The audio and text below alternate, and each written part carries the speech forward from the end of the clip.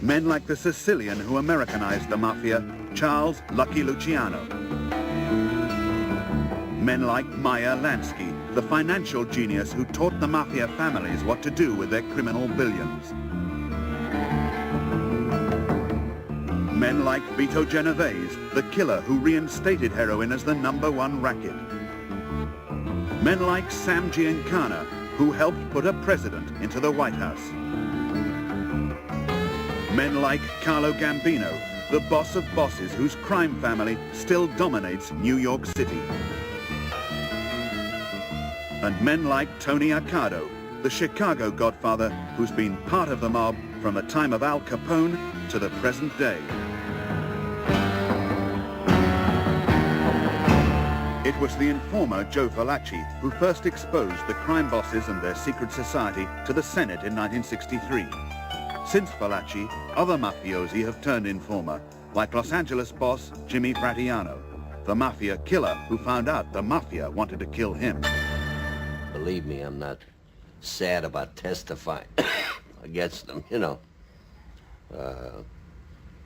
Like I say, the thing is no good, you know. It's just a guy that thinks that this organization is something good. They're crazy. Believe me. Like I say, if I knew what I knew today, they'd have never got me in no organization like this, believe me. Herbie Gross, the Jewish fixer for the Mafia, who turned informer when the bosses turned against him. I used to walk my cell and literally bang my head against the wall.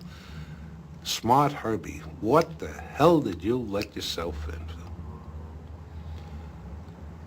These are animals. You can't reason with them. You can't talk to them. You can't even expect them to follow the rules, their rules. And I'm dead. I figured I'm dead because if worse comes to worse, whatever the final bottom line is going to be, they'll throw the Jew to the wolves. Ray Ferrito, the hitman who waits for the Mafia's revenge. He wishes he had never betrayed them. Now that I'm out and I'm back home and see what's happening to me, you know, not only financially, but family-wise, what it done to my family, my children, my brothers, my sisters, you know. To me, death would have been much better. Ralph Picardo, the racketeer who turned against the Mafia but understands its deep-rooted appeal. People like it. People love for it to be around them. They idolize it. They idolize the people that are the heads of it, like they're some kind of god, and they're not. They're lower than the lowest slime on earth. Joey Cantalupo, who betrayed the crime bosses of New York and sent his closest friends to jail. To me, I look at it as I might be a rat. I know I'm a rat. But what am I a rat against? I'm a rat against the bad. The people, the bad people in this world. To me, I did something good. I hurt these people. These people who corrupt and hurt millions and millions of people. I've only done good. What do you think lies ahead for you personally? You know, you've been through all this now. Nothing, just want to get out of here and live my life as much as I can. I mean, you have a family life to look forward to. That's correct, yeah. And you think these guys will chase you all around the world? If they find you, I don't think they're going to look for you. But let them find me. I'll take my chances. It's better than being dead, you know.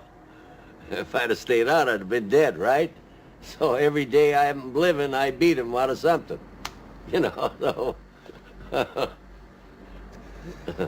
Now, do you think with so many people going into the federal witness program that have testified against organized crime, that this thing will eventually be diminished, or will it just grow? It never will be. The only thing that'll be diminished is the present people that are in a position of authority will be eliminated for another person to take over that other person's position. They'll just continuously be recycled. It'll never end. That's why they call it our thing, something that will survive as long as man is on Earth. A modern-day Mafia boss is murdered by other Mafia bosses. It's business as usual. For all its respectable fronts and influential connections, the Mafia is still a conspiracy based on violence.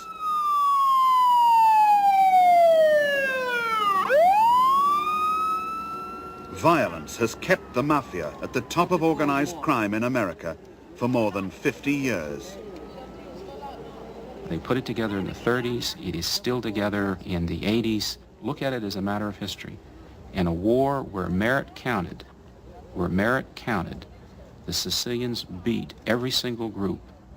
When the last accounting is in, the group that has the cohesion, the wealth, the access to violence, the access to counting and legal and other techniques, the access to political corruption, is La Cosa Nostra or the Mafia.